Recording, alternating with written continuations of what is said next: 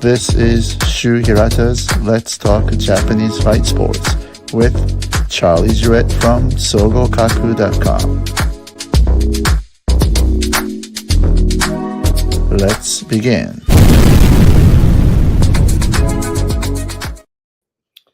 Good morning, Charlie, from New York is a good morning, but good evening, right? Good evening. How are you? I know it's a little too, early for our listeners in States, but hopefully, could get somebody to join us. And so let's get into the first topic, which is the Dark Side of the Cage by Vice TV that Yes. it was streamed 2 weeks in a row, last week and this week. And now, is this something available to watch in Japan properly? I don't know if it's available to watch in Japan, Mhm. but I was able to watch it. Yeah, well, I mean, Apple TVs and Hulus and Amazons, in its here, you buy it for $3.99. You can watch it per episode. Yeah. So Mhm. I was hoping maybe they'll get it in Japan too, but it seems like not many people are watching in Japan. No, I don't think it made it over. Yeah, that's what I thought. But I think eventually they'll put up on YouTube and stuff like that. So we'll see. Well, I Now, think Vox already has it on their website. You can watch the first episode for free. so I mean, how did you think about that episode? Well, my general thought was if you're presenting the topic to like an audience that's completely unfamiliar with it, Mm-hmm. I think they did a pretty good job of painting kind of the broad brushstrokes of what happened. Sure. The problem is when you get to hardcore fight fans like us, we watch it and we're like, wait a minute, there's way more that went into this, or like certain details.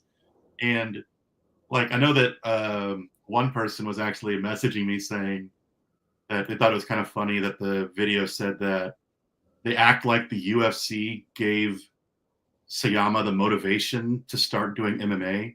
Mm-hmm. It's like Shuto had been doing like mixed fights for years before that, before he started his Vale Tudo organization. Right, and actually, I think back in early days of UFC, Joe Silva, the matchmaker, did admit on some of the interviews that he did follow Shuto's style of matchmaking. So it's like they basically copy what Shuto was doing and brought it to UFC, right? In terms of matchmaking style. So Pancrase was announced like months before the first UFC happened. So I think the documentary has it because I mean to fully paint the picture would take hours. It would take numerous episodes. But it kind of ignored to me that the MMA movement was already happening in Japan before the UFC happened. Mm-hmm. I think Shuto Sayama said, I mean, a lot of them were motivated by Inoki versus Muhammad Ali and things that had happened where the UFC didn't play that much in their decision making. Mm-hmm. Now, UFC might have influenced them to do Vale Tudo to do the whole one-night tournament thing, but I didn't think it played as big a factor as they might have said it did. Yeah, and I think that they made a couple of mistakes that you pointed out in that documentary. That one of the New Year's Eve fight between Bob Sapp and Takayama did not beat that Red and White singing, festival. Well, it was against Akebono, the former Yokozuna. Yeah, they had the timeline, and they had some of the timeline issues weird. They acted like Crow Cop had been fighting in Pride for years before Fedor showed up, when they kind of showed up at the same time. Yeah, and Milko did fight for K1 for a long time. In the beginning, he was Milko Tiger. Remember? Yeah. And then it's like So, but I mean, it's hard. It's obviously a very difficult task, but part of me thinks they might have got confused because Don Fry was talking about Takayama a lot, and they kind of wanted to tie that back into the story by having Bob Sapp fight Takayama, which he did fight Takayama, but I don't think, I mean, no offense to either one of them, I don't think that fight would have generated really that much public attention. Oh, no, not at all. The only reason they had the high rating was Akebono. I mean, you never see former Yokozuna stepping into another martial arts. I mean, except in UFC early days, but Just to briefly explain, like, sumo wrestlers aren't allowed to drive cars, use cell phones. It's very traditional. So the idea that a Yokozuna, the highest ranking sumo wrestler, plus a super dominant one like Akebono, would go to an MMA, kickboxing fight. It was a kickboxing fight, I believe. Yeah, it was a kickboxing fight, yeah. was just blew everybody's minds. It was huge. Right. And also, people who's not familiar with the sumo world in Japan, once you became yokozuna, most of them will buy this rights to run a sumo dojo, which sometimes costs like $1 million. You know, but and they buy it and they get the rights and they become part of those sumo association and runs those dojo, right? So I came up. Was also kind of curious because they wanted to highlight the Crow Cop versus I think Fedor fight in 2003. Mm-hmm. And I don't think they wanted to bring up Bob Sapp versus Akebono because it happened the same night, and it actually blew Pride's rankings out of the water. Oh, they did, right. I mean, after all, that night, K1 dominated the TV ratings. Well, yeah, because there's a bunch of articles about that night because it was a big night because 3 MMA events went against each other. There's Inoki Bombaye, K1, and Pride. Right. And they all did pretty well in the rankings, considering, but K1 dominated the night, especially with the Bob Sapp fight. So I don't think they wanted to admit that Pride got absolutely hosed on that night. Right. They lost that rating war on that night. And, just so you know, I don't know if I told you this, but Inoki Bombaye that held at the Kobe Ring Stadium, that operation was a mess. Because I remember on the day of the fight, they realized they don't have the gong. So they were calling everybody to find out who was the gong. And one of my friends who runs the gym nearby ended up driving and bringing a gong. So, there's a lot of little things that were missing on the operations, and it was a mess, Well, also with the documentary, overall, I liked it. The overall message. The part I found most interesting was when they talk about what happened to Morishita. Yep. And I especially liked your insight as well as the insight of what's the Japanese journalist they had there as well. Right, Tadashi Tanaka, right. Yes. You guys seem to have actual insider information that shed light on what happened. I especially like the points about the last dinner he had before he killed himself, the press conference, tying it all together. That to me was the most interesting part of the 2-part series. Yeah, I agree. And also the fact the lady who was in the room with the Morishita kind of disappeared. Nobody talked about her. Nobody ran after who she is. None of that. I was supposed to say she was like the daughter of someone associated with the running Pride. So I'm like, they were one of these. Like in the Japanese fight world or any promotion world, sometimes you hire those local promoters when you do show in Osaka or somewhere else. So supposedly she was the daughter of one of those promoters who was working with Pride. So but in a normal Japanese a journalist world, if something like that would happen, weekly Bunshin would go after who she was and all kinds of stuff. But nothing was reported, so it was pretty weird, And also in that documentary, they did not touch that Momose also did turn up dead, right? No, so that was something I wrote down. I'm like, how are you going to talk about how the guy that started Pride hung himself and not mention that the Yakuza guy he started it with also wound up dead in a bathtub. Right, on his own home. And the bottom line, the police couldn't really figure out what happened.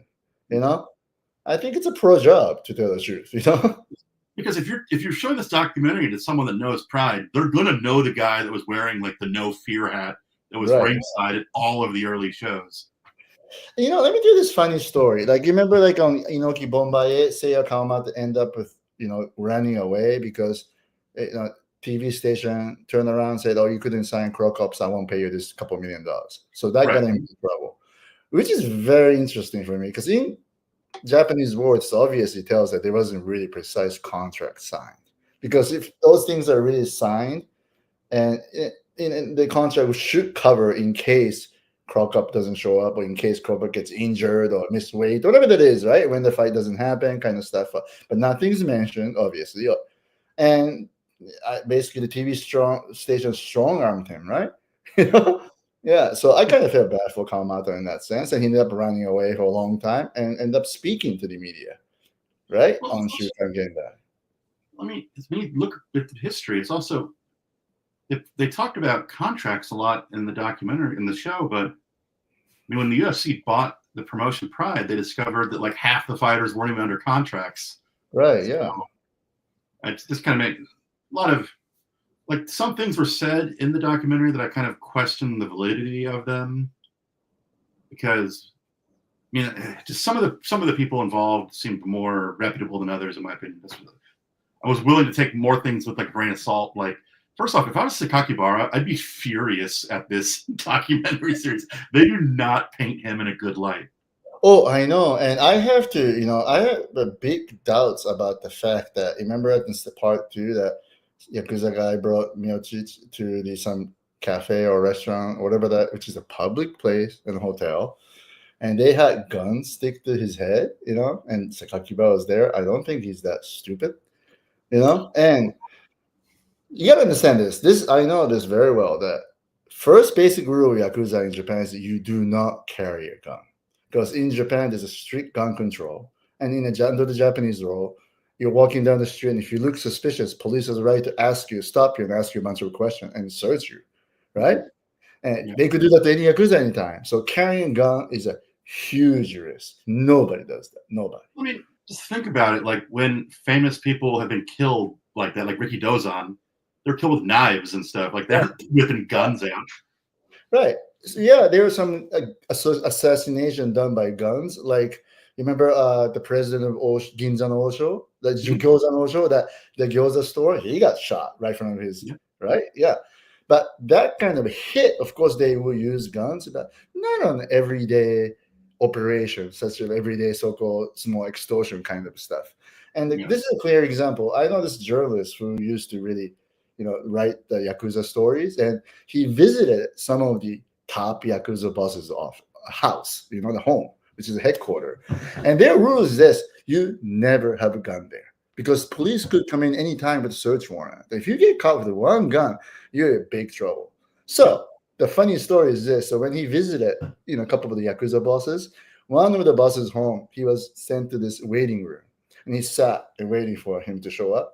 There's a window and there's a yard, and next thing he see a big bear roaming around, and same thing. He said he also been to some Yakuza home where lions are roaming around, and he's seen some Yakuza house where they have a big barricade of concrete in front. So the whole idea is if they get attacked by another Yakuza, they would need a time to send somebody else to this hiding place where all their weapons are. And they want to bring that back and fight. So that's their stance. So I highly doubt those Yakuzas are carrying guns on the public place like hotel. Well, I also don't want to besmirch Miura too much, the Krokop's former manager. But when he introduced himself as the most powerful manager on the Japanese combat sports scene, that was an incredibly cringy, like I cringed when I heard that. And he's written about the collapse of Pride a lot, and he's kind of focused on it. Yep. And so it makes me somewhat question whether he's embellished some of the stories to make it sexier, to make it so that, because it's how he retains relevance, because I don't know of anything he's done after Pride. Right. Yeah. And he may have been threatened and stuff like that. And maybe they mentioned that they may have a gun, whatever, right? Like putting your hands inside the pocket, whatever that is. But actually sticking gun in public place and gun stick to his head, I don't know. To me, that's a very bad move by Yakuza in a country where there's a real strict gun control. I mean, any waitress or anybody in that place could inform that to police, and that'd be the end, period. It's too risky. Also, when you read about like the final years of Pride, Mr. K, was it Mr. K? Was that his name? Oh, which one? Mr. Oh, you mean that guy in the behind? Yeah. Yeah.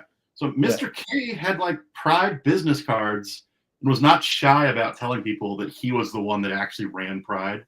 Right. So, I doubt Sakakibara would even have been at this meeting. It feels like that if the Yakuza wanted to threaten this guy, they would have been there. They didn't need Sakakibara to be there. Right. And I think Sakakibara is too smart in a way, because he was a former TV producer. I mean, in that kind of entertainment business, you do bump into those Yakuzas here and there. I'll tell this on the record. Lots of entertainment business in Japan, so-called managers turn out to be Yakuza and stuff. And it happened, more than a few times, so... Well, people can remember RIZIN had its own issues when they lost their Fuji TV contract, where they were dealing with someone who wasn't a Yakuza, but he was like a Yakuza middleman, where he's like a person that has connections to the Yakuza. So if you have problems with the Yakuza, this is the person that kind of deals with it.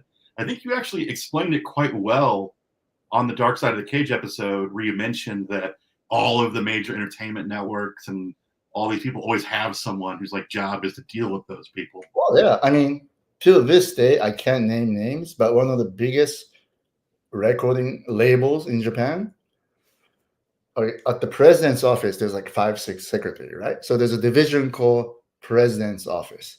The head of a president office used to be a big Yakuza for Inakawa.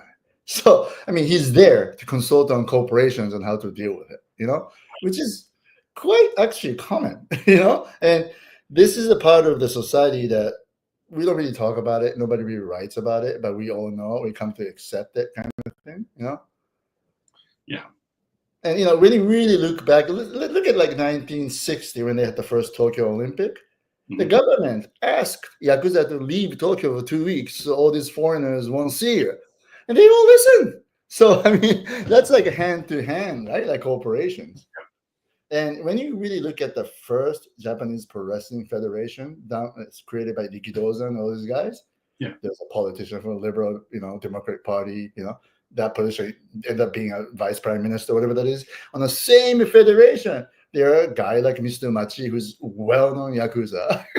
So they were all sitting on the same federation. So, that's kind of clearly tells that it's being like that, and of course it's changing. It's little by little, law change. The Yakuzas are now really hard to operate. Like, for example, if Yakuza give you a business card, you could get arrested right there, because that's going to be considered extortion. Yeah, because then I can send any gift, even though funerals or wedding, it could be also received as a, extortions and stuff like that. So it's really hard for Yakuza to operate right now in Japan.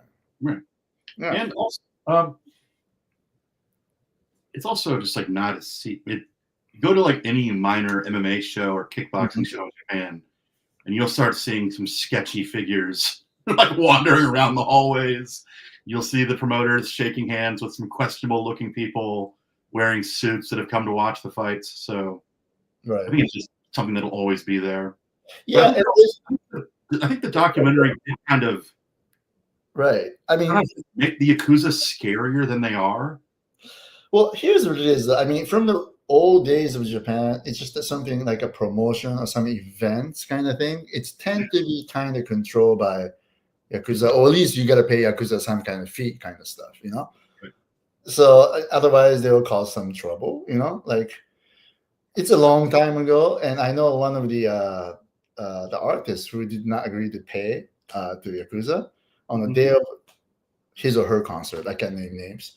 One of the Yakuza showed up, right, with a bunch of, I wouldn't say like a poops and piss, those in the big box of the car, like the what is it called, like diaka, that one thing you put it in a bunch of stuff and pull it, like yeah. He put a bunch of poops and everything else. He accidentally spilled it right in front of the entire entrance, the main entrance. So they do something like that, Yeah. So I mean, weird. But back to the documentary. I mean, the show Dark Side of the Cage. I think if overall it was good, it was enjoyable. If you like Japanese MMA, I mean, there's Boss Rutan, there's Don Fry, there's you. You got some good insider knowledge. And if you liked it, I would recommend people to then look more into it to get a better idea of what actually happened. Right. And they should have covered Momose, found out this. And, a lot of people forget about this, but on the very same year or year before, remember Moriya from Wajutsu Keishukai? He was one of the head guy. He also turned up dead. Well, that's and I remember that case. They omitted stuff like that, and it was like in order to build up pride, they felt the need to also belittle the UFC. So they were like, "Oh, the UFC was like this struggling promotion that nobody wanted to fight for," and I was like, I was watching UFC at that time. Like UFC was on Friends. Like they had a guest role on Friends. Like might have been struggling financially, but the UFC was getting well known. And I think just a couple of years after this, like because they focus on 2002, 2003. I think 2007 Ultimate Fighter, right? That exactly. made. I'm like, plus the Fertittas had so much money that I don't think the UFC was ever in incredibly serious trouble. But they tried to paint the issue to make Pride look like it was more dominant than it was. I think for some reason. Right. But again, I mean, they were losing a lot of money, but the Lorenzo and Fertittas had the money, so they were willing to bet on Ultimate Fighter. And what I heard was they had to pay for everything, so they had to invest like good $10-15 million, whatever that is. And they did, in a way, that was the last gamble for them, and it won in that way. And that turned things around. So, if anything, I think that what I would like to see made, which is something you could probably help get done, is the focus shouldn't be on Pride. Mm-hmm. There should be a documentary that's about the Kakutogi boom. So you talk about Pride, K1, because it's impossible to really talk about Pride without understanding the other organizations at the time and how they were constantly hamstringing each other. I mean, the K1 president got arrested for like tax evasion. So I mean, all these things were going on that they kind of. It's like the MMA and combat sports community committed suicide. They kept fighting amongst themselves, and they just destroyed their own industry. Right. So that was sort of like almost like a dark era of Japanese MMA too, And not only the MMA, kickboxing, right? Yeah. And come on, and pro wrestling and stuff too. So there were always some Yakuzas or people from the dark side that were involved. And I think it was just Japanese learned to kind of accept it. It's like they call it necessary evil in Japanese. That's something they have to do. But here's what it is. I heard that all Pride footage are now owned by Disney. And ESPN under the Disney is actually also planning another documentary about the Pride. That'd be great. Yeah, I'm already being approached by the producers, so I may do it, but hopefully they'll touch more deeper into Momose and the only other trouble like tax evasions, Baishi, and all kinds of stuff, So it kind of tells more story about how chaotic that was, back then. I think you could tell stories too. I mean, there's like the famous stories of them trying to get Bob Sapp to sign a contract right before the fight and him refusing to fight. There's so much stuff that you could go into just about how chaotic that time was. Oh yeah, and I won't name names. I had some couple of the Pride fighters who came to me. We sat on a coffee table in New York, a coffee shop in New York, and he basically told me that, well, Pride guys told me to sign this contract, but he was covering the part where it says how much he was getting paid. But he said, "You signed this," and I asked him, "Did you sign?" He was like, "Yeah, because I had no choice." You know what I mean? So also, I feel like they kind of wasted Boss Rutan because I've heard Boss Rutan tell some really fascinating behind-the-scenes Pride stories. I think so too. Yeah, I'm pretty sure he even talked more, right? Just had asked him essentially about like how he became the commentator, and I was like, this guy he knew what was going on. Like he didn't know exactly, but he saw some weird stuff going on backstage, and he's talked about it on like Joe Rogan on the podcast. That's the stuff that's more interesting to me. Right. Yeah. And, but again, I told this right now on the record, after all these things happened, right now, RIZIN is operating like another MMA promotion here. So it looks pretty clean, and, so may have a little trouble here and there, but that's really not a big issue, Also was weird. At the end, they said like Pride lives on in RIZIN or something to that effect.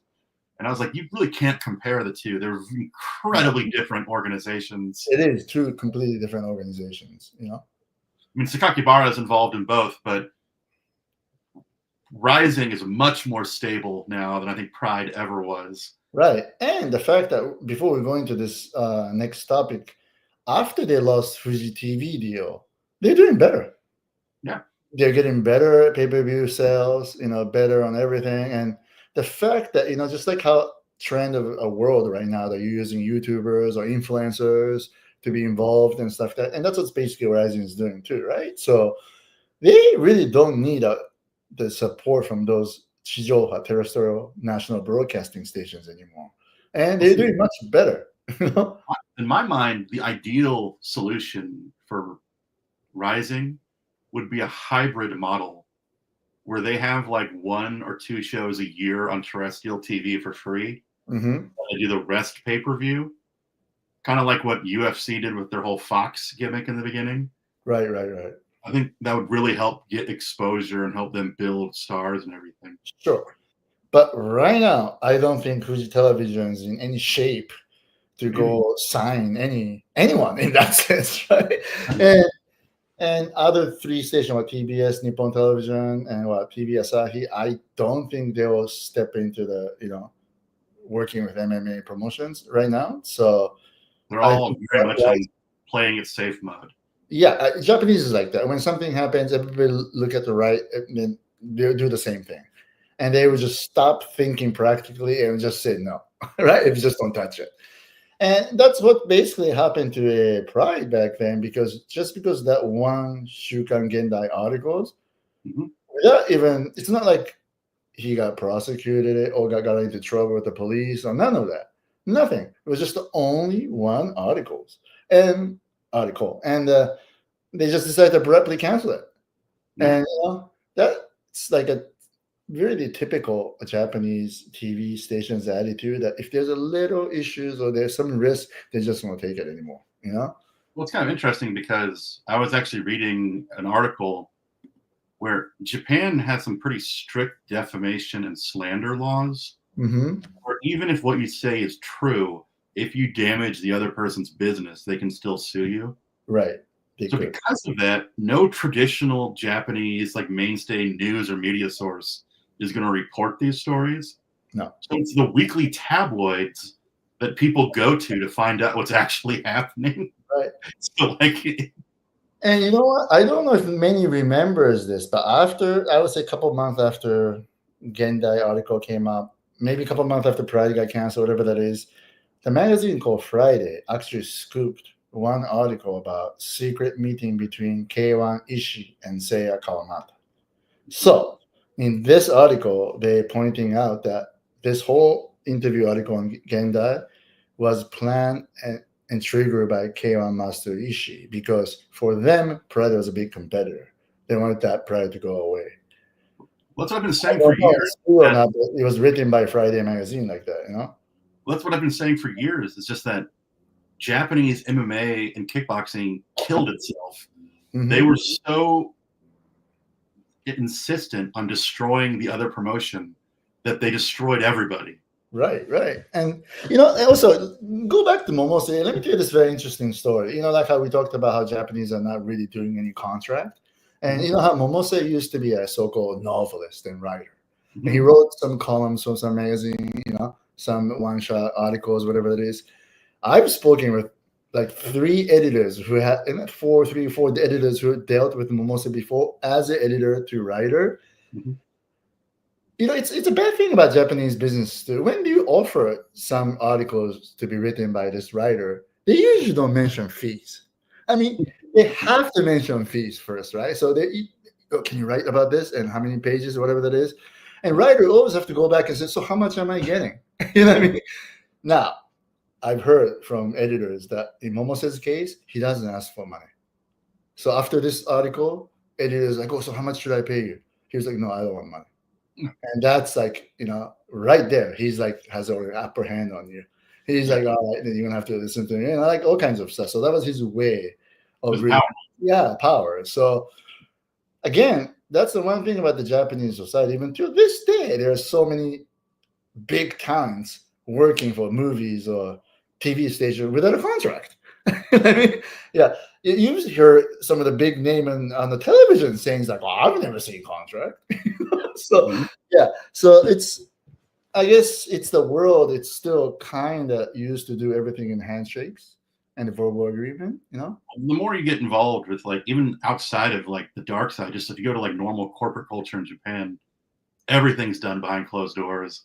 Everything's backroom deals. Everything's handshake deals. Right. Yeah. And I'll tell you this, one of my former clients who got on some of the variety show on Fuji Television, and I was not involved in that deal. He got an offer directly, and he just got to do it. And after this thing was done, he contacted me and says like, well, I don't know how much am I getting. I'm like, so you didn't talk to them about your fee? And so, well, you're gonna have to call this producer and say, so how much am I getting? So he did. You know what producer's response was? How much hell do you want? so Fuji Television, some of the producers in Fuji Television had that kind of attitude. I'm letting you to be on this Fuji TV. So why are you complaining? You're getting big exposure. So little money, you should just do it. Kind of stuff. So actually, it's a good transition spot to talk about the Fuji TV situation. Yes, let's do that. Right now, Fuji TV is under the big scandal. Because we're talking about like the backroom deals and all the stuff and like the whole attitude. So what was most interesting to me about this whole scandal is that Fuji TV was run by this guy from like the mid 80s to like 2017. Yeah. They call him the Emperor of Fuji TV. Right. And ever since then, he's like not been in power. He's not been in power, but everyone pretty much confirms that he still controls every decision that Fuji TV makes. Actually, he does. Because this is very weird. Because in Japan, you became president or CEO, and after you became a chairman, and after you became this thing called sodanyaku. Sodanyaku is like a head consultant or something like that. When you became sodanyaku, you lose the rights of so-called boardroom votings and all these. It's called torishimariyaku, but he still keeps that power. So literally, he is still the boss. And it's so funny because he is clearly stuck in like the bubble 80s era. Yes. So like the entire culture of Fuji TV is incredibly outdated. Oh, totally. And he also has, I'll go into more detail about the scandal. Fuji TV refuses to take any blame for what happened. They deny that any of their people were involved. They're putting all of the blame on the one person. Right. So I'll get into it real quick. Just for those that don't know, there was an incredibly popular boy band in Japan called SMAP. Mm-hmm. And think like NSYNC, like just boy band that level. And there was a guy of it called Nakai. And so after the group broke up, he did shows on Fuji TV all the time, variety shows all the time. He's still incredibly famous. And he was invited to a dinner with a Fuji TV executive and a female that worked at Fuji TV. Well, the executive canceled last minute. So it was only Nakai and the girl at this dinner. And then they didn't say what happened, but at his home too. So it wasn't the restaurant, anything like that. It was his home, I think they called it like a sexual misconduct happened. Mm-hmm. And he had to pay her he settled with her, I think, for like $580,000. But some reported that figure is not true, so we don't know that yet. But the fact is, he did settle by paying her something. So that happened, which that's a terrible thing that happened. But the issue is that Fuji TV knew this happened and did absolutely nothing. Nothing. Yep. He kept appearing on TV. He kept appearing on shows. They just acted like nothing happened at all. And their excuse for it was to protect her physical recovery.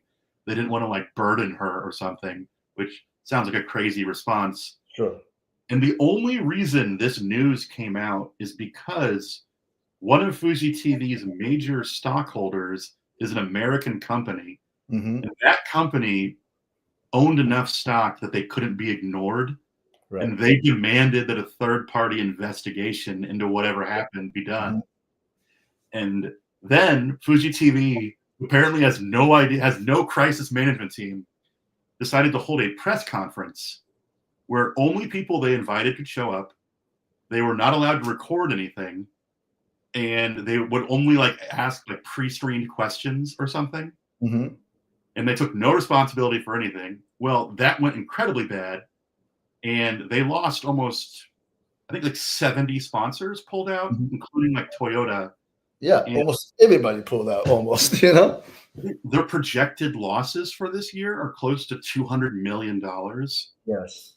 And they had this anime called Maruko Chibi Maruko and Sazai-san, whatever.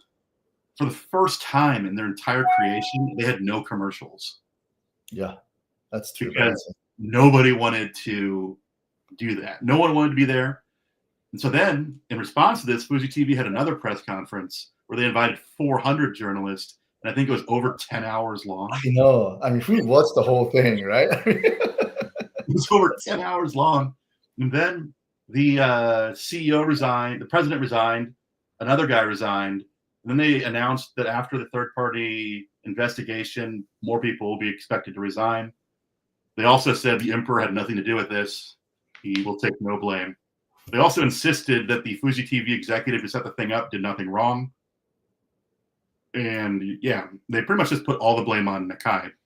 Right. But also announced his official retirement of Nakai, right? And right, actually back in 5 years. Yeah. He's just going to win that. Vice President resigned, right? I mean, but here's what it is: the whole point of this scandal is that Fuji TV always had this culture of using their anchor women as a sort of like a club hostesses.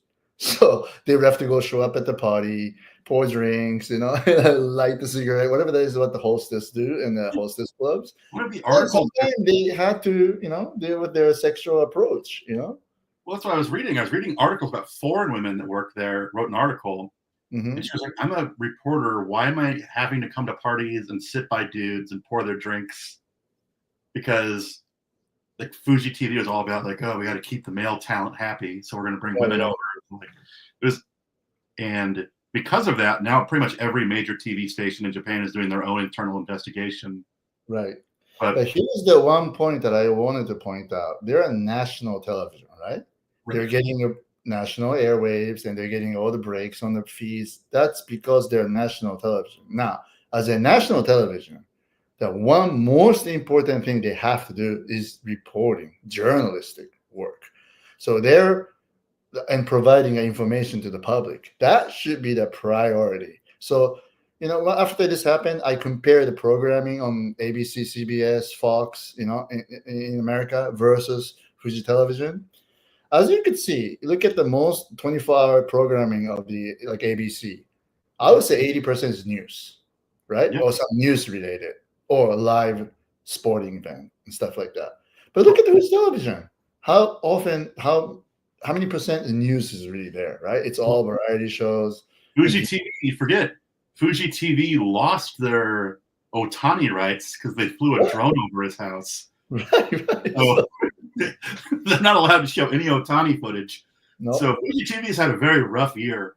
And to bring this all back to combat sports, the CEO, the president who quit, notoriously hated martial arts. And the new president, I think, is the guy that like created Dragon Ball Z, or one of the big runners. Yeah, right. He was a producer. Yeah.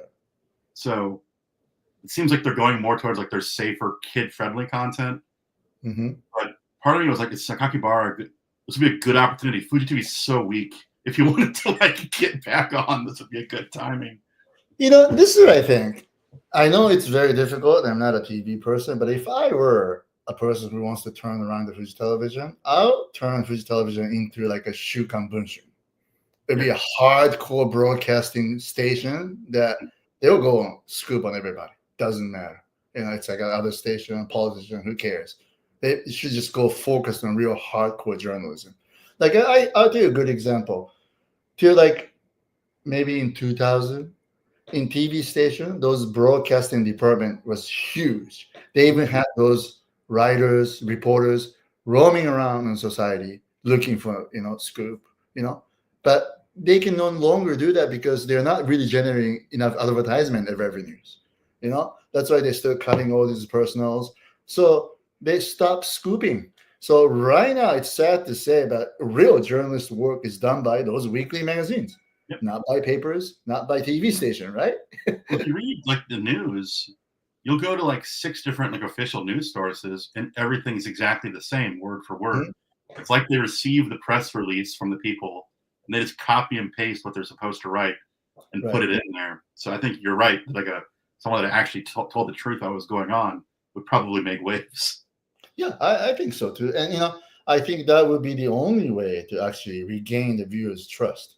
I mean, unfortunately, it seems like the route they're going with their new president choice right. is they're probably just going to focus on like anime and kid safe content. Sure. But I think to gain more trust from the viewers, they really need to dig deeper on their own scandals or all the other, scandals and report it fairly as a real journalist station, Like, for example, those Johnny's office scandal that took place? Remember when Johnny's was peaking, right? All these times, the person who was in charge, director of programming or director of production, whatever that is, they all end up being either president or vice president right now. And in same scandal, remember BBC had with that guy who they found out that he was abusing kids, and when they found out that they fired everybody, right? Pretty much, they fired all the presidents, all kinds of stuff. So that's what they should have been doing. So if I was a new owner, I'll make a broadcast team huge, and I'll go after all these other stations' president, to force them to go resign and take a responsibility for what happens. But hey, they don't do that, right? So no, well, I mean, I was reading some of the articles, some of the commentaries, and they're all just saying essentially the same conclusion, that they're all very doubtful that anything will actually change. Yeah, but they need to change something because they're really in trouble. I mean, I don't see them coming back from this. I mean, unless they make a drastic change. No, the Otani thing alone, to me, he's such a cash cow that losing Otani alone, to me, means that people should have been fired. Oh, yeah, period. Yeah. Head of broadcasting department, whatever that we should be, at least sent to somewhere else. Maybe not fire, but, demote, whatever it is. You can't tell me that these guys that are resigning now aren't leaving with golden parachutes. Like, they're going to be taken care of. Yeah, I think so too. And yeah, it's too bad. And that guy Minato who resigned as the president, he was also quite known as using anchor women to accommodate those talents too. So that culture probably existed from a long time ago. Well, there was articles that were talked. Like, I've seen numerous articles saying that was the culture. Like, that was what they did. Right. And hey, I'll tell you this honestly, but this culture, similar cultures still do exist on some of the corporations too. I have seen some supervisor or manager asking some of the good-looking staff to join some dinner with their clients or partner, whatever that is. So it's changing now, but it's been like that for such a long time. They're sort of used women, right, to accommodate.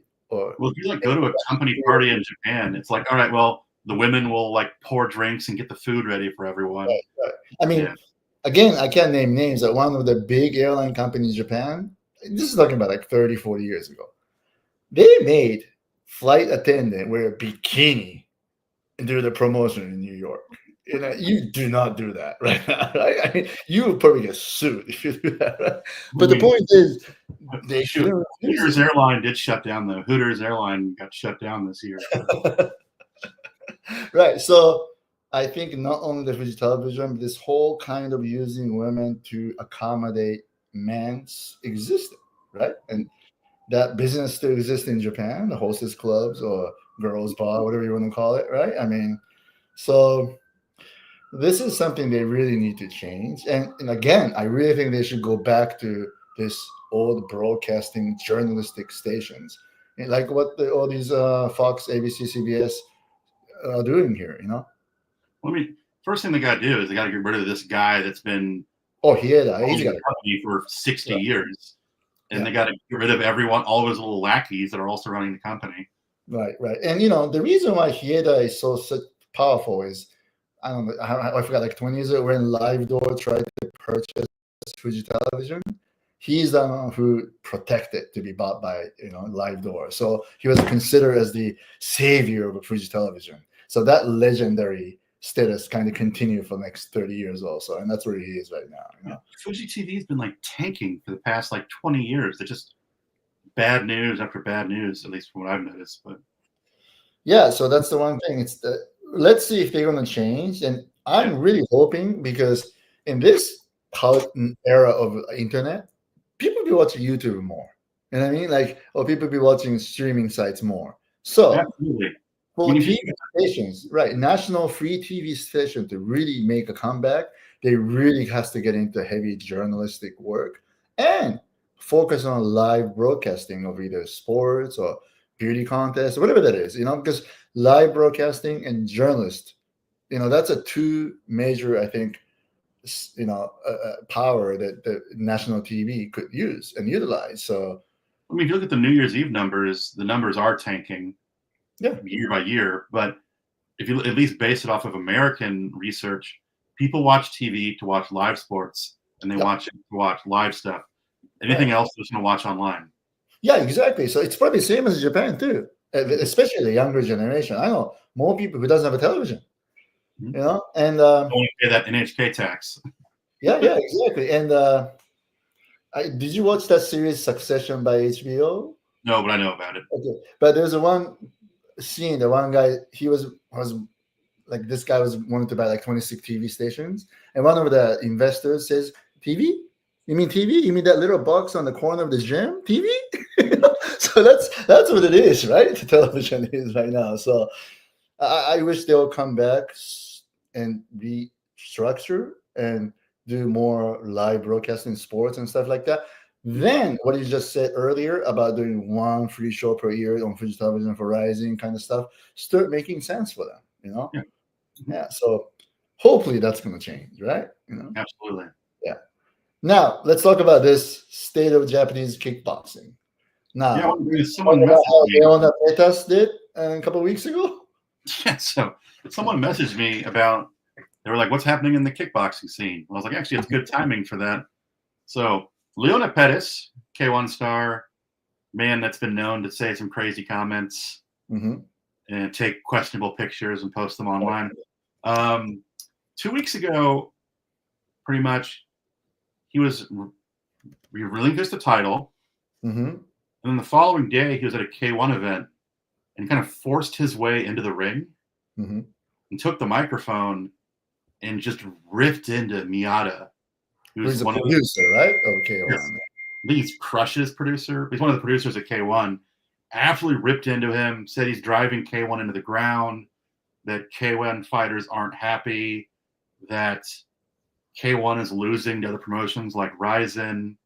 In the sense that they didn't offer him any fights, they pressured him to give up the belt.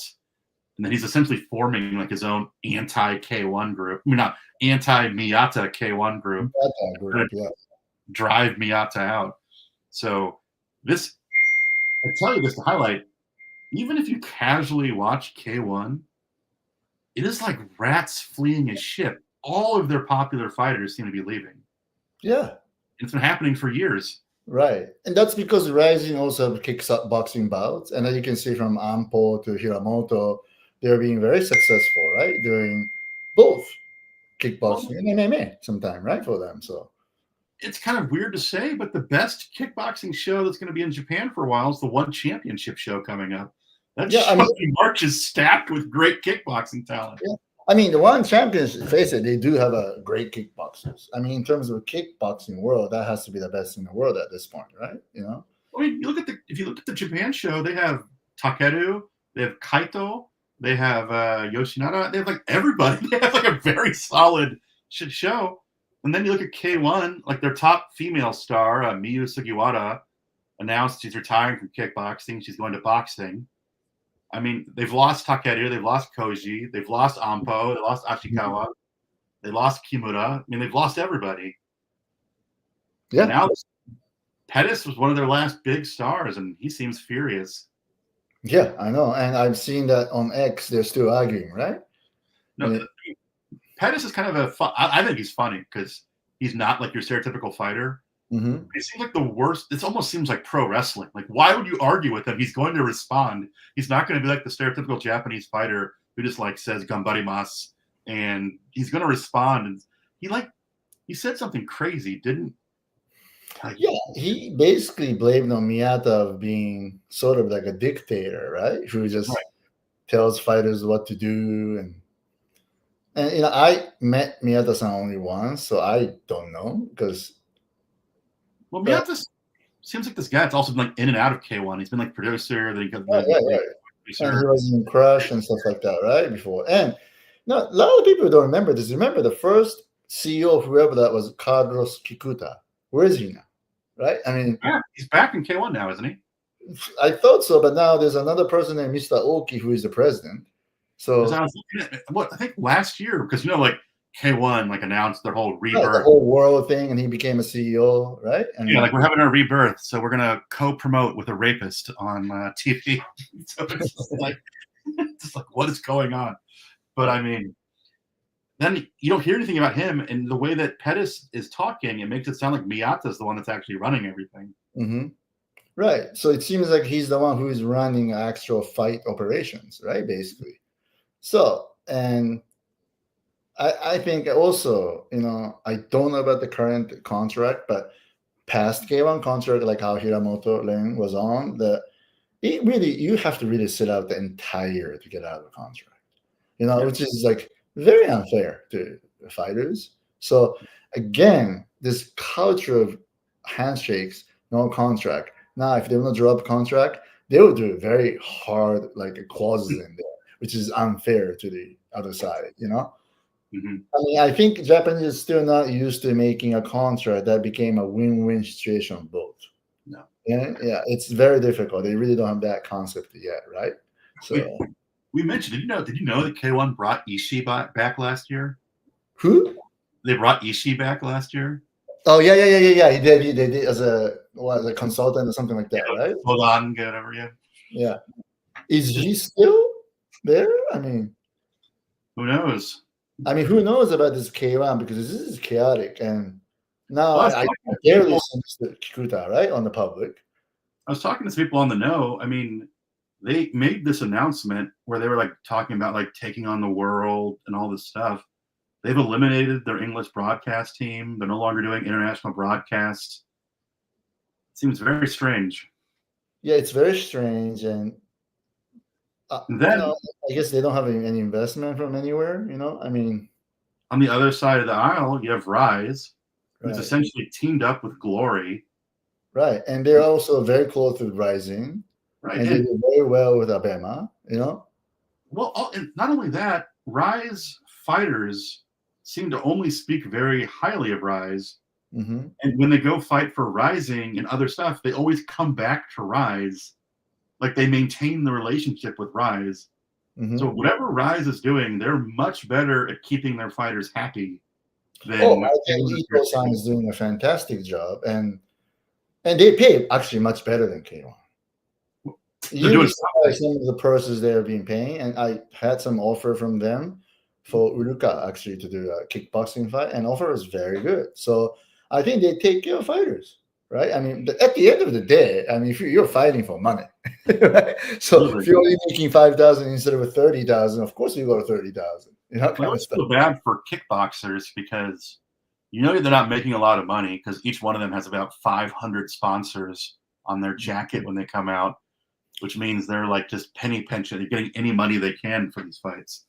Yeah, but you know what? Currently, I'm dealing with one of the fight, which I cannot mention. He is a former K1 fighter who's in MMA. Now, I'm getting a call from K1 saying he still owes money for tickets that he sold. So I had to ask him what happened, and he said, "Oh, my sponsor did not pay me." So there are I wouldn't say a lot of cases, but there are more than a few cases that fighters end up getting ripped off by a sponsor. They didn't get paid. They didn't even get paid for tickets. So they're stuck with the money that they have to pay back to the promoter. And it's not only one guy. I know there's 3 other fighters who's in the same situation, and they all like 5,000, whatever that to the K1. And hey, it's their sponsor who ripped them off or who did the bad thing. So it's not K1's fault. So they have to pay. But for a younger fighters who works to make ends meet and fighting for like $1,500 or whatever that is, to pay back $5,000-6,000 is not that easy task. No, not at all. So not in this economy. No, and that's why this kickboxers, even though they have tons of sponsors, sometimes it doesn't mean they're really getting good money. It's really sad. And then I wanted to ask you a question about something. Is the one outlier? I know it's not kickboxing; it's its own thing. But shoot boxing has always puzzled me on how they make money. Because you go to a shoot boxing show, It's very well produced. Mm-hmm. They have their website is very well made. Mm-hmm. They have compared to K1 and Rise, well not Rise, but compared to K1 and like MMA promotions, they have top tier sponsors like Beams and other they have like really good sponsors.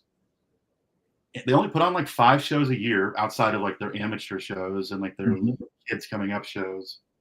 And so just makes, but then you look in the crowd and they'll have like famous actors in there. I went there once, like Sonny Chiba was sitting there, or they'll have like sumo wrestlers. And you're just like, what is going on with shoot boxing? How do they make enough money to pay people? Because I think they just started broadcasting their shows on Unext. Mm-hmm. But before that, they had no broadcasting deal. They had like their own little like pay-per-view site, which couldn't have been generating that much. You know, fighters are making okay money, not as good as Rise or everything. But again, yeah, in order for them to run shows, they need money. So I think Shizu Takeshi, the founder, has a very good, long established relationship, you know, and I think that is the reason why they have this steady investment, or the sponsor who is kind of, supporting them, you know. Well, it's interesting because, as Daniel did say, our friend from Poland, the shoot boxing is very willing to work with other promotions. They send Kaito out, they send Rena out, they send their fighters out to fight in other promotions. They're very good with that. They seem to have a great working relationship with like Rise. Yeah. Put his comments up. Yeah, he says that shoot boxing sending their guys everywhere, and they still has very strong ties with shoot boxing. So yeah, same with Reina and stuff too, right? I mean, RIZIN, still she's carrying the torch of shoot boxing fighter, you know. I mean, look at Kaito fights all the time. He fights wherever they send. He's like fighting on the one championship show. This person said kickboxing isn't so popular compared to MMA in Japan. Yeah, true. Not anymore. Not like the prime K1 days, you know.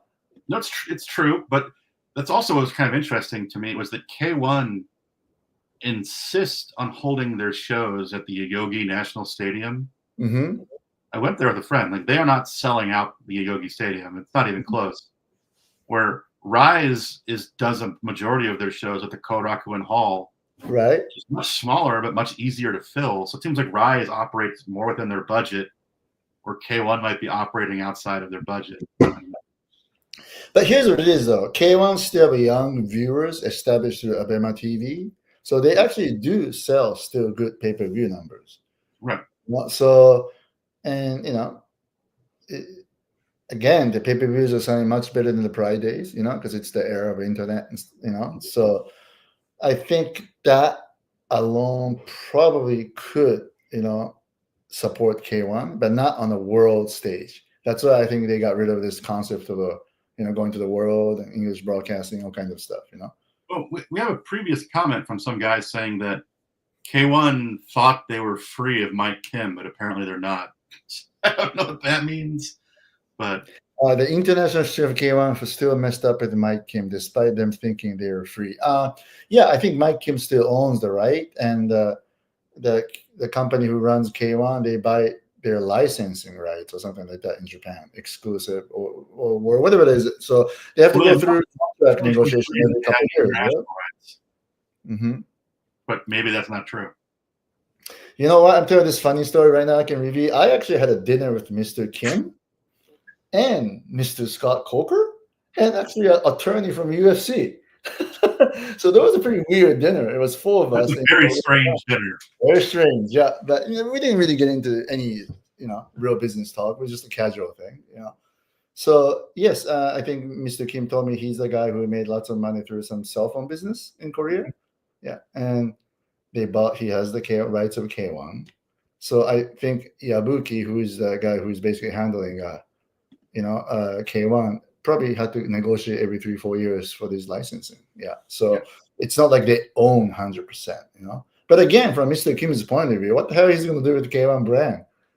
Really, there's not much you could do, right? I mean, well, I will, in a more positive note towards K1, last year they did do a bunch of international shows, and they hadn't done that since like 2016 or 2015. Right. So it does seem like they are trying to become more international. I think Rise might be doing a better job with their collaboration with Glory. I will tell this on the record now. Like, like a GFL is trying to start, and apparently they got like $50 million from somebody from Silicon Valley. The PFL got a good investment from the Saudis and stuff like that. But really, when you really think about investment, I think it's better to invest on RIZIN or Rise. They'll get a return on those investments. Well, absolutely. I mean, if you just look at how they're being run, I mean, I was talking to some people on the inside. I mean, Rise is getting their English commentary booth up going in next month. They seem to be way more effectively going internationally. Mm-hmm. Their fighters are way. I mean, K1. I mean, who do they have that's more popular than Yaman right now in Japan? And Yaman is actually, people see that as a sort of like a rising fighter now, right? I mean, almost. Yeah. I mean, now Rise also has Tenshin's younger brother, which that's going to draw tickets because even though Tenshin's in boxing, he still has that strong connection to Rise. He does, right. And I mean, he won his fight the other day, beat a former world champion. So as long as Tenshin keeps elevating, it's going to also elevate Rise's brand as well. Oh, I agree. And right now, I think Rise is really going up and probably almost the same level as K1 right now. So, Yeah. So I think those are the two big powers, right? Mhm. Yeah. So, but we'll see what happens to the Japanese kickboxing. I mean, well, we also have Knockout on the side, punishing Kimura by just making him fight more for all the failed steroid tests. Yeah, I got this comments. I believe they bought outright from Michael Kim, but an agreement signed with SI Sports in 2013 made them sue to stop the DAZN deal. Huh. I don't know anything about that. I have to do your researches, Yeah. But I could see Mr. Kim selling that too, because what's the sense having it for the right price? Yeah. Right? I mean, I don't know how much he bought it for, so as long as he didn't lose money and get his money back, I could see him selling that, right? I mean, also, I mean, if you own the rights to it, you want K1 to be producing content, so you make money. Right, yeah. So, but yeah, just sell it would be the right move, I think. But I don't know the details about this Mr. Kim and deal with the Japanese promoters, so we leave it at that. And so let's talk about quickly RIZIN 50 preview. I want to say I forgot how good this card looked until I refreshed my memory. Mm-hmm. There is a refreshing amount of international talent on this card. Yes. The RIZIN kind of had this weird patch where it seemed like, are they still interested in international fighters? Well, they answered yes, because almost all the fights on this card are Japan versus foreigner fights, which I personally love. And there's a lot of really good fights on this. Yeah. And, again, the main event is Naoki versus Motoya, which is not a Japanese against a foreigner. But besides that, they did book lots of non-Japanese fighters, and some of the flyweights probably getting ready for flyweight Grand Prix, kind of stuff. So, yeah. And I think this is a very good card. I think people in Hirata is getting something pretty good, You know that RIZIN is mature. They're no longer a new promotion. They're mature. Because this Inoue Matoya rematch, to me, it's the way that rematches should happen. They fought each other. Some time has passed. They've evolved as fighters. So now the rematch is interesting. Like who's gotten better over time? How's Matoya going to respond? So it's a very good fight. Right. And face it, first encounter, Naoki kind of dominated, right? I mean, couldn't do much. But that was back when Naoki kind of had this Mike Tyson-esque monster who trained abroad, and everybody was terrified of him. Aura. I mean, it's true. He had this aura back then. Right. Which is kind of funny because I think he's a much better fighter now than he was then. Right. I agree. And, let's see what Motoya is going to do, because I think if I were Motoya, I mean, I wouldn't try to trade any striking with him, because of reach disadvantage. And the fact that Motoya is a grappler more than a sharpened seasoned striker, right? I mean, so he would have to go scramble with him, right? To try to win it.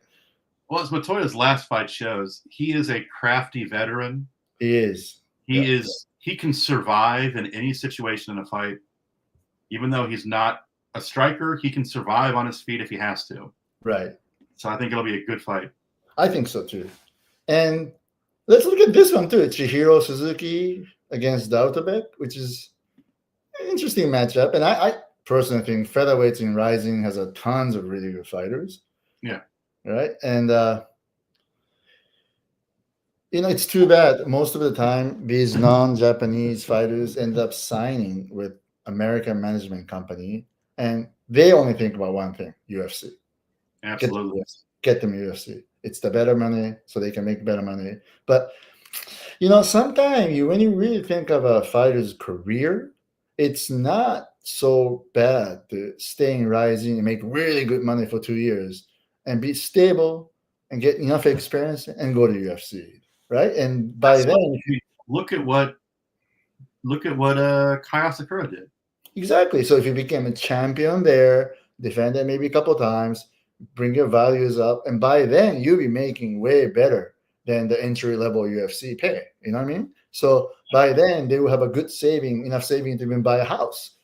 So they're stable, then go to UFC. Is really not a bad move. It's a very interesting idea because RIZIN is very good at promoting their fighters. Mm-hmm.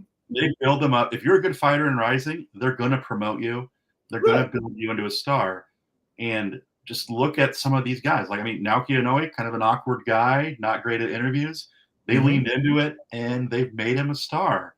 Right. And so if you do that, let the RIZIN promotional powerhouse work. Because let's be honest, if you go to the UFC, there's a good chance they might ignore you for a while. Right. Exactly. So build up your brand and then go to the UFC. It's a very viable strategy. Like, for example, that Shadowla on the featherweight, he's pretty dominant. He's very good. And I actually told Mr. Sato Daisuke, who makes those videos, that I'm telling you, he could be the Fedor of featherweight, right? Absolutely. I mean, he could be the dominant figure in the featherweight. He could be making like, I don't know, $200,000-$300,000 per fight fighting for RIZIN.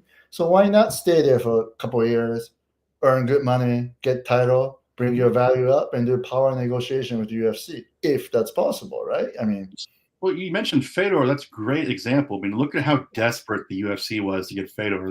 They were offering all sorts of money.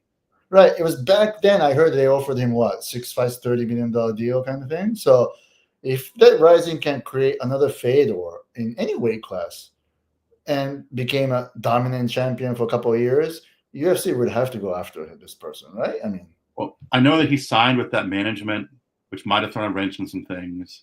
No, he's managed by the same management with Conor McGregor, right? Yeah. So, but my issue, if I was RIZIN, thinking on UFC. So I know, but if I was RIZIN, get him to stay, I would have just been like immediate title shot.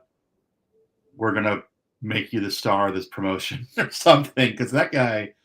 I told Daisuke Sato the exact same thing. If I was Sakakibara, I'll pay him very well and keep him there, right? And make him a Fedor or featherweight. No, because he's like the villain. He's like a Terminator. The guy is absolutely terrifying. Right, and Japanese are very good at promoting somebody like that too. It's not like he has to necessarily talk well, right? And I mean, it's perfect because most foreigners don't speak Japanese anyway. Right. So you don't want the guy that grabs the mic and keeps rambling on while the translator has to translate it. You want the scary monster, and that's what this guy's going to be. Would have been perfect. You know what? This is what I think. Like when Mr. Sato told me, yeah, but this is still a Japanese promotion. There's a language barrier and blah, blah, blah. But I told him, this is the era when American audience watches Shogun, which is 70% is Japanese, which is Squid Game, which is 100% Korean. So they're all used to reading subtitles. And when you look at some of the Japanese pro wrestling WWE, they start yelling in Japanese, right? With the subtitle. And the fact is they get a better reaction from American fans too. So you look at WWE, you have like Asuka, Kairi Sane, they barely speak English. They're out there screaming in Japanese, and it's doing great. So that's why I told Mr. Sato that you guys should do more shorts with the subtitles on it and keep pressing that out to all over the place all the time, because even remember they made a little video about how they match make and they make a joke, right, about that with the Saiki and everybody's in there. Even that could be very interesting for international fans, right? Absolutely. With the subtitles, right? So I suggested Mr. Sato to keep making shorts and just send it out like 5 times a day, whatever that is, 10 times a day, use more in social media, more. Right? Instagram Reels, it'd be great. And I think they're in a good position to even try to get a good investment from Saudi or Silicon Valley, whatever that is. If GFL can raise 50, why not RIZIN can do the same thing, right? If certain Singapore-based promotions can convince people to invest more money into them, why can't RIZIN, who's actually making money, convince people to invest in them? Right, because sure, some people still say, "Oh, what about the business involvement, blah blah blah," and stuff like that. But no, it's not like that. I mean, when you say that, you cannot work with half of the Japanese companies. Yeah. I mean, so you just got to deal with it what it is, and from investment point of view, it's a better return possibility, I think. Really? Right? I mean, it's obviously the RIZIN is making money now. They're Oh, yeah. filling the seats, selling the pay-per-views, right? I mean, to get to that point, it took them 10 years. So I think GFL or PFL, whatever, it's going to take them more longer to try to get into the profit side, right? I think. Well, PFL's going through some clear growing pains after the Bellator purchase. RIZIN outside of the UFC seems to be the one promotion that's most assuredly making money. Oh, yeah, for sure. And I'll say this on the record. Right now, sure, PFL, many consider them as a number 2 organization, right? MMA promotions in the world, but I don't know. For some fighters, maybe RIZIN is better. They pay better. They get you more fights per year. They're more stable. Look what Souza's doing. Right. Yeah, exactly. Yeah. Yeah. So, and on the other side of the coin, I still see many people complain to Bellator about our IPF not beginning fights. I just saw Duke Rufus's post saying that Sergio hasn't fought for them since 2023. I mean, come on, how can you make a living if you don't fight? Right? I mean, it's terrible. Right. So in that sense, I think, like RIZIN could be better for some fighters. Absolutely. I mean, let's just be looking down this card.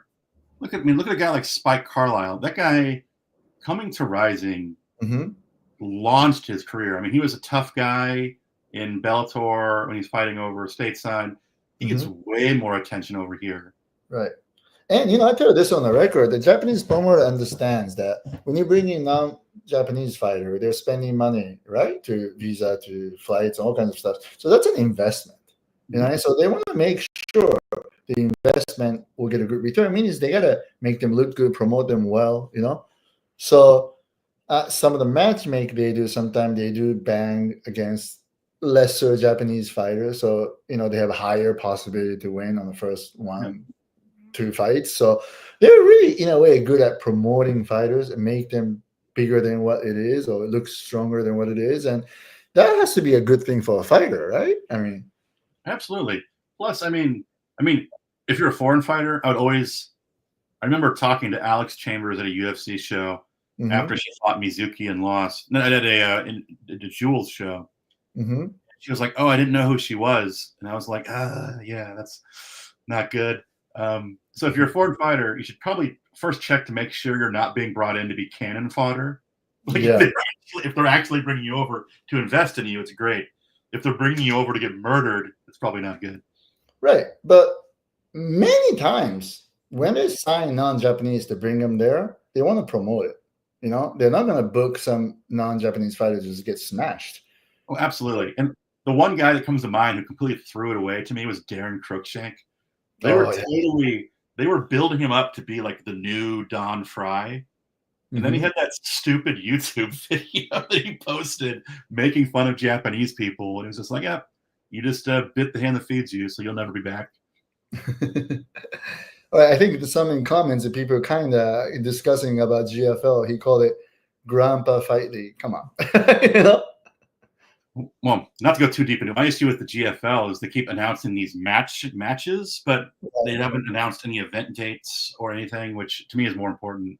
Right. And WWE women's MMA and RIZIN sort of dead, is this person pointing out, which is kind of true because there's not many talents of Japanese women, and there's not enough fighters to build their league, right, at this point. Well, speaking of which, there is a women's fight on this card I would like to talk about.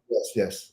Machi versus So Young Park. Talking about atomweight being dead, what upsets me about this fight is that Machi can make atomweight. Yes. And they're having this fight at strawweight. And I don't like that because, I mean, if she wants to like go to the UFC or something, that's one thing. But I don't see that happening and she could make. She's made atomweight before. Let's just say that. Right. See, no, that's not right. She Park 115. Park's a natural atomweight. They're making her come up a weight for this. All right. I wonder why. Well, I think they want Machi to win. That too, but here's what it is. I actually thought the super atomweight was not a bad idea.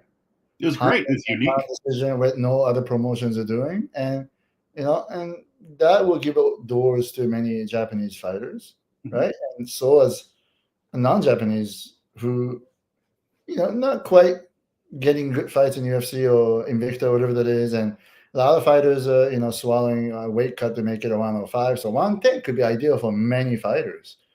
I think super atomweight's great because it allows for former UFC fighters and top foreign talent to drop a couple pounds and get down to 49. It allows atomweights to go up a little bit, but not too much.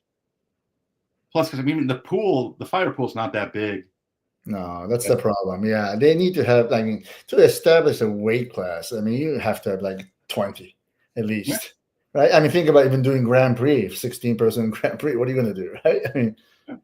Yeah. Well, I will say, back to this fight, Park had a great year last year. She fought 4 times, won 3 times. I think the last one was a no contest.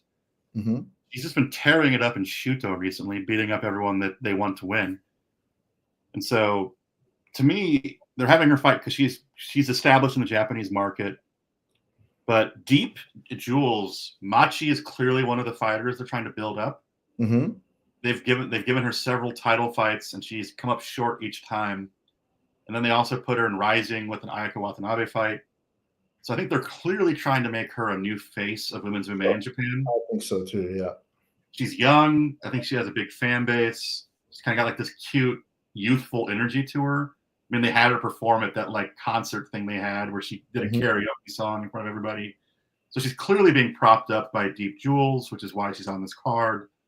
So it'll be interesting to see if she does a good performance and gets a good review. Gets a good reaction from the crowd. I could see her coming back to RIZIN again. Yeah, and I hope she does that in a way because I would like to see women's division developing in RIZIN too. Well, see, to me, coming up. If they wanted to actually develop the women's division, they would need her. They would tell her, last time you were in RIZIN, you fought at 49 kilo, drop down to 49 kilo, so that we can get more opponents for Seika Izawa and build up this division. I think they had super atomweight fights. They've had 4 or 5 fights last year. It's dead.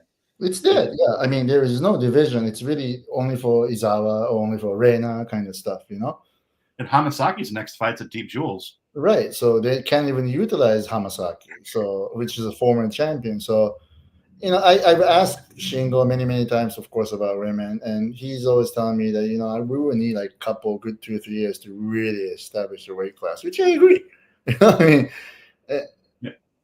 All I'm saying is if Machi, this is my thing. I've said it before, and I'll say it again. If Machi wants to fight at 52 kilo, I know a UFC veteran in Japan who's 52 kilo that I would like to see back in RIZIN, and Kanako Murata, and I think that would be a fun fight with Machi. But I think so too. I think Kanako is pretty inactive for over a year now, right? So I think she should go back to fight for RIZIN. And people I forget. know there's a lot of Japanese fighters who experienced UFC once. They don't want to go back to the lower league, and they just immediately consider RIZIN or anywhere to be lower than UFC. But you can't think that way when you get released, right? Hey, if you think RIZIN is a low league, then I feel sorry. It doesn't get much higher than RIZIN right now. RIZIN is assuredly a top 3 promotion in the world. Oh yeah, for sure, yes. And she lives in Japan, so why not? And she was a former wrestling champion and stuff like that. So there's a way to promote her, Well, not even that. She got her start in RIZIN. They brought her on.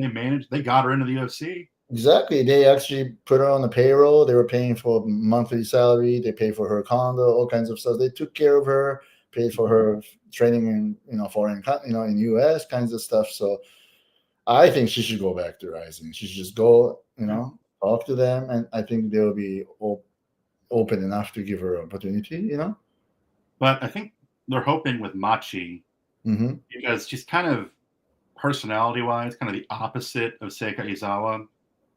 She's much more playful, energetic. There's a person who says, can RIZIN really create a WMMA star if Seika is around and everyone knows she would defeat all of the atomweight women? Well, here's what it is.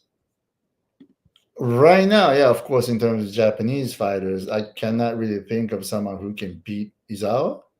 But again, Izawa fighting Kanako would be, I don't know if that's going to be easy win for Izawa, right? So there's a still. And also, if you're going to really promote Izawa and promote the women's division, they have to still bring in a fighter from foreign country. And Japan is, in a way, they will accept non-Japanese stars, like from Hickson Gracie to like everyone right now, right? So if they play it right, they should be able to establish, Let's not act like Izawa is invincible too. I mean, Siwoo Park put 2 very good performances against Izawa. Right. And in some people's minds, knocked her out in one of the fights. So, I mean, Izawa is a very good fighter, but she is not invincible. And I think if they build up the division, they get some international talent in, interesting things could happen. Yeah, yeah. And, since you mentioned Sari Park, she should be fighting more often, active. Absolutely. But I'm hearing that she still wants to go to UFC and she's looking for some management who can get her into the UFC. And I'll tell you this right now, on the record, Mick, basically, he's not interested. So it doesn't matter if he goes through any management. I think the answer would be the same. Well, I think the UFC has made it very public now that they've experimented with bringing atomweights in and moving them up to strawweight, and it's not gone well. No. So they're not that interested in bringing atomweights in anymore. Yeah, I don't think so. So, I mean, they have a strawweight division doing just fine. So, and they got flyweight. So, and considering a number of shows per year and stuff, you can't add so much weight classes. When fighters are not getting more than 2 fights a year, come on, you can't really do that, right? I will say, RIZIN has their Korea show coming up. Yeah, and if they don't put Yuri Shim on that card, they're morons. Yeah, and again, that card they should put Sari Park. They really should. Yeah, so I wish somebody can talk some senses to her ear. I think she's still thinking like, it's like a typical Asian thinking that like it's almost like a talent or artist. When you're signed to the powerful production company, they can get this gig or they can go into this because they're political power, whatever that is. But it's not like that with the UFC though, unless they really go and sign good fighters, fighters with a potential to win kind of stuff. So I think you'll remember better than me. Wasn't Ham Sohee brought in as like a last-minute replacement for their Ultimate Fighter final card? I'm not really sure. I forgot about that, but I feel like she was brought in because the Korean show was coming up too, no? Well, I know she was there for that, but I think she made her debut on like the Ultimate Fighter finale card. And she fought in Korea, right, after that? Yeah, she got fight of the night in Korea against Casey, whatever her name was. Yeah. But, I mean, if Ham Sohee is like barely getting into the UFC, Siwoo Park is not getting into the UFC. Yeah, exactly. And if she wants to, she's got to be more active and start stacking up a W. That would be the only possibility, right? I mean, and I hope in the UFC, what you should really do is move up to strawweight and start beating people, and then show the UFC that you can fight at strawweight. Well, a couple of comments, which I agree. Loma Luke Bumbi is a successful in fashion. Yeah, she's good, and she's at the weight, but doing okay, right? Stomp once went to UFC show. Can we count her? She didn't fight. She just watched it. Okay, so we can't count her. Yeah, so I mean, I agree. I mean, I hope they'll establish women's division, but Machi and Izawa, maybe a couple more, Kanako with a non-Japanese bringing in from outside of Japan. Maybe they can start starting a small super atomweight division to start with maybe 10 fighters, right? And see if they could get the popularity going. Yeah, absolutely. Right. So I will say the last fight I want to talk about before the one that sticks out to me that I'm interested in, Ryo Sakai versus King Edo K. Polo. Oh, yeah. That guy is actually pretty tough, right?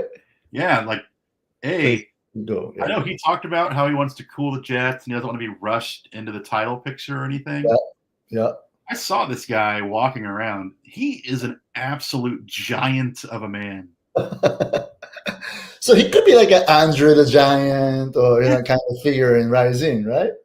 If he beats Sakai, I mean, not to sound too crass, but no more Sidario. I want more King, please. Like this guy's he's huge. He's a giant. But again, that's when I think Sakakibara maybe have to go back to his old mode and try to sign some former judo national champion or something like that, because that guy's big and you need to find heavyweight Japanese, and that is not an easy task. But this guy is perfect.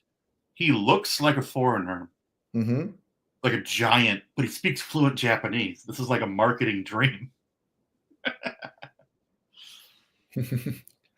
Yeah, I think he's a character, and I think RIZIN will make him star. But again, you need a two to tango, so he does need the opponent. We'll have him fight Real, and then after that, bring Saint back up. For me, Deep's got some heavyweights lying around that could bring up. Yeah, but you think those guys can beat him? Well, I mean, let's be honest. The guy said he wants to take it slow. Yeah. Build him up like Sidario. Let's just have him fight progressively harder and harder guys. I'm not saying rush him. I agree. You need to build him up properly, because if you put him in there against Junior Tafa, he's going to die. Right. And I think Mr. RIZIN will die. Sort of agree with you. King will get demolished by any decent fighter for now, but you give him more experience, right? To build the skills, to build, more. Exactly. Japan is filled with 50-year-old plus old heavyweights. That will have a 2-foot reach disadvantage. Again, you know what? You mentioned it. Another person they could still match is TK Kosaka. Yeah. Although she's like my age, she's still in good shape, and he still wants to fight. So we could call Shrek up and get Shrek in there. That too, right? But I think TK is still tough. Absolutely. He ruined the debut of Umeda.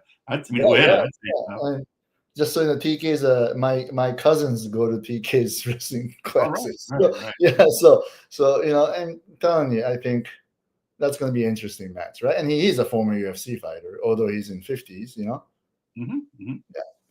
Right. All right. So I think we talk hour and a half now. So long show. Yeah, long show. So yeah, we'll do that again soon. I'm going to try to find more time. Yeah. Yeah. We should do one before the Rising 50. Like do a more in-depth. Yeah, let's do that before Kagawa show for sure. Yeah. Okay. All right. And thank you for listening, everybody. And we'll be back in a couple of weeks. All right. Thank you.